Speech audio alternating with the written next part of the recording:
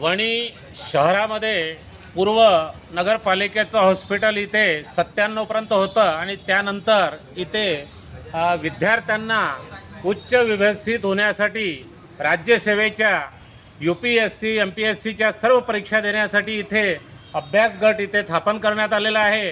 आणि बाजूला जे मूत्रीघर आहे ते जवळजवळ 3-4 वर्षापासून एवढं घाण झालेलं आहे का त्या मूत्रीघराचं पाणी इथे वाहून येतात आणि तिथे पूर्व सूचनासुद्धा लिहिल्या गेली आहे।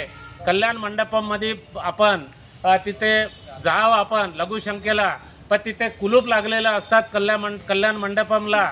त्यामुळं विद्यार्थ्यांना नाविलाजाने त्या घाणीमध्ये जावं लागतो। त्यामुळे जे विद्यार्थी आपले देशाचे एक महत्त्वाचे जे बनणार आहेत आणि आपले कर्ते बनणार आहे त्याच विद्यार्थ्यांना या घाणीच्या साम्राज्यात राहत आहे।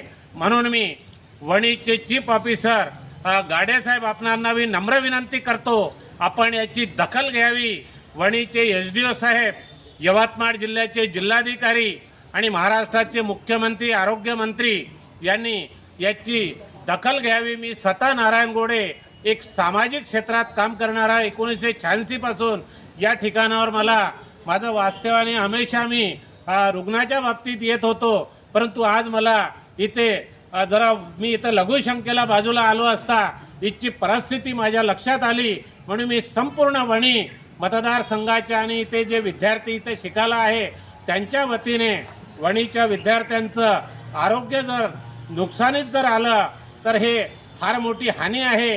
आत्तापर्यंत झालेल्या कुठल्याही लोकप्रतिनिधींनी या विद्यार्थ्याच्या बाबतीत दखल न घेतल्यामुळे ही परिस्थिती निर्माण झालेली आहे।